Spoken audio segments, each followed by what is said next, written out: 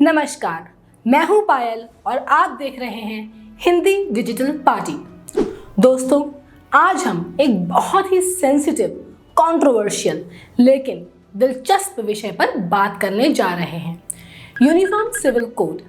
जी हाँ, इसके बारे में गहराई से जानने के लिए पहले हमें यह समझना होगा कि ये क्या है और इसकी आवश्यकता कब पड़ी।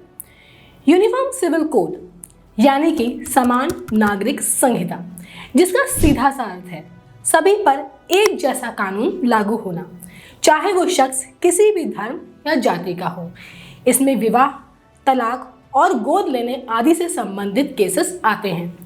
1985 में शाहबानो के मामले में के समय इसकी आवश्यकता सामने आई थी। हालांकि वास्तव में स्वतंत्रता के समय ही इसकी आवश्यकता महसूस की गई थी, जब कमेटी संविधान बना रही थी। डॉक्टर BR अम्बेडकर ने आर्टिकल 44 का प्रस्ताव रखा था, लेकिन जवाहरलाल नेहरू ने इसे ये कहते हुए स्थगित कर दिया कि इस अधिनियम को लागू करना जल्दबाजी होगी, क्योंकि देश इसे पचा नहीं पाएगा और सिविल अनरेस्ट हो सकता है। जैसे ही देश इस तरह के बदलावों को स्वीकार करने के लिए तैयार होगा, इस आर्टिकल को लागू करने के बारे में सोचा जा सकता है। इसीलिए आर्टिकल 44 का प्रस्ताव 7 दशकों तक एक डेड लेटर बना रहा। लेकिन जब शाहबानो का मामला सामने आया तो फिर से इस मामले ने तूल पकड़ा। शरीयत कानून यानी कि मुस्लिम कानून बोर्ड, इसके अनुसार शाहबानो अपने पति से तलाक लेने के बाद केवल 3 महीने की ही भुगतान की हकदार थीं। यानी कि लगभग 60 साल की उम्र में उनको अपने पति से अपने भरण पोषण के लिए सिर्फ 3 महीनों तक ही पैसा मिलता। आपको बता दें कि शाहबानो के अपने पति से 5 बच्चे भी थे। इस मामले के सामने आने से यूनिफॉर्म सिविल कोड की ज़रूरत फिर से खड़ी हुई। दोस्तों, हम आपको बता दें कि हर देश का कानून, चाहे हिंदू हो या मुस्लिम या ईसाई, कहीं ना कहीं उस देश के मेजर धर्म से प्रभावित होता है। लेकिन कुछ देश ऐसे भी हैं जहां धर्म से कानून का कोई कनेक्शन नहीं हो, जैसे कि France, UK, USA, Australia uniform civil code follow करने वाले देश हैं, जहां धर्म कानून में कोई कनेक्शन नहीं है। लेकिन हिंदुस्तान में अभी यूनिफॉर्म सिविल कोड सिर्फ गोवा तक ही सीमित है, और आप स्वयं भारत और इन देशों के बीच में क्या अंतर है ये बाखूबी समझते हैं। अब बात करते हैं कि भारत में यूनिफॉर्म सिविल कोड क्यों नहीं लागू हो पा रहा। नंबर 1, भारत में इतने सारे धर्म और जाति के लोग हैं कि सभी धर्मों की गरिमा को बनाए रखते हुए कानून को लागू करना खासा मुश्किल काम है। इनमें लोगों की धार्मिक भावनाओं को ठेस पहुंचने का बहुत बड़ा रिस्क है। नंबर 2, मुस्लिम कट्टरपंथी और रूढ़िवादी हिंदू भी इसमें एक रुकावट है। मुस्लिम कट्टरपंथी और रूढ़िवादी हिंदू शुरू से ही इस कानून का विरोध करते आ रहे हैं, क्योंकि वो इसे अपने अधिकारों के लिए एक खतरे के रूप में देखते हैं।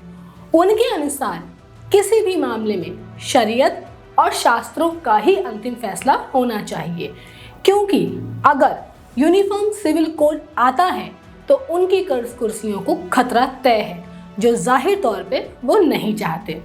नंबर 3, लोगों में अनअवेयरनेस। लोगों को लगता है कि यूनिफॉर्म सिविल कोड उनका विश्वास का अधिकार छीन लेगी। उन्हें डर है कि उन्हें उस कानून का पालन करने के लिए मजबूर किया जाएगा, जिसकी अनुमति उनका धर्म नहीं देता है। अब बात करते हैं कि इस कानून के लागू होने से क्या फ़ायदा होगा। दोस्तों, यूनिफॉर्म सिविल कोड के लागू होने से कानून सब पर एक जैसा लागू होगा, चाहे वो किसी भी धर्म या जाति का हो, आदमी हो या औरत हो, खासकर शादी, डिवोर्स या एडॉप्शन के मामले में।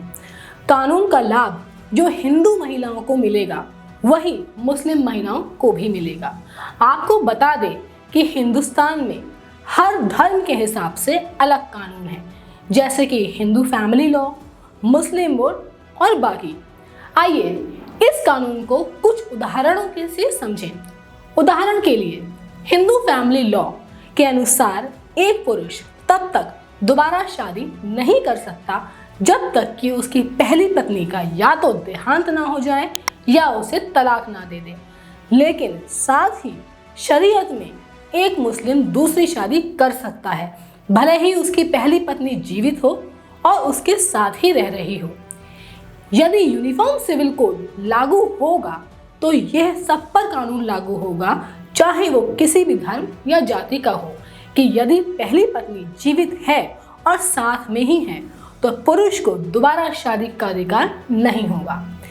इसी तरह हिंदू विवाह की तरह तलाक के बाद एक महिला जीवन भर भरण पोषण की हकदार होगी यदि वो अनएम्प्लॉयड है और भुगतान मांगती है, यानी कि धर्म का कानून में कोई दखल नहीं होगा।